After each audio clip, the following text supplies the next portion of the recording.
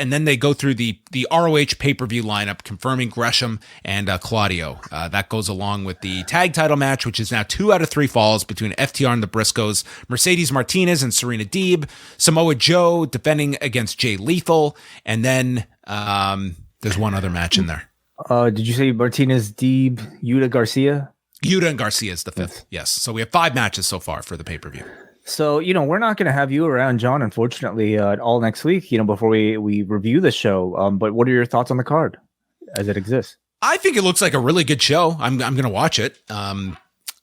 Yeah, I'm curious to see. Like, I don't feel this is going to be a giant pay-per-view. That's not what I feel now, but I do sense it picking up some buzz next week. You are kind of limited because I think it's very clear after they did the YouTube angle with the Briscoes that you're not going to see the Briscoes on television. So you are kind of, I think, handicapped. I think like that does feel like the main event of this show. And I would want to do one big promo segment with all of them in an arena, but you obviously do not have that as an option, it appears. Yeah, does that tell you something? The fact that like they're headlining the show, it looks like, with the Briscoes. They're mentioning them by name, but they can't show them on TV. It's bizarre. Maybe we'll be proven wrong if they show up on TV next week, but I just think that angle that they did today on YouTube, that's something you would have wanted to do on television and like to set up this match. I don't think YouTube would have been like, they went out of their way to do a live stream on YouTube to shoot this angle. Wow. And couldn't air it on TV tonight either, by the way. Mm-hmm.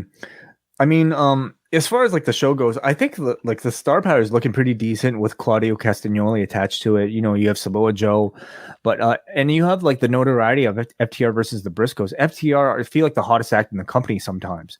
So them headlining makes a whole lot of sense, and they're rekindling arguably their best match of the year in the Briscoes. You could really promote this as a rematch of the match of the year, and that's not hyperbole. Without unfortunately showing the match on TV.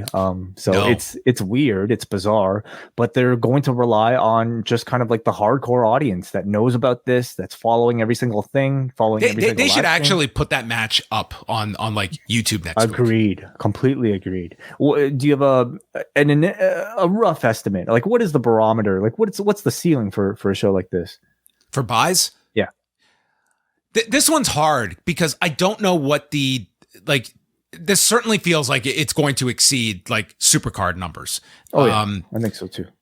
I'm still looking at like 50 to 60 to me would be like the range you would be aiming for. I would say anything above that, you have to be pretty impressed by. And it's hard. Like maybe it comes a little short of that, but that's kind of my feeling right now, 50 to 60. Yeah, I tend to agree.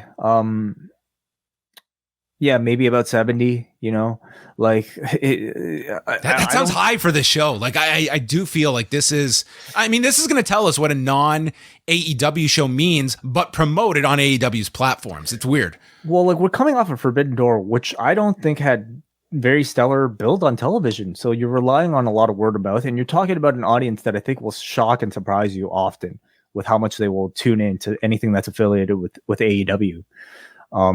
Next week, will tell us a lot about the amount of hype going into this.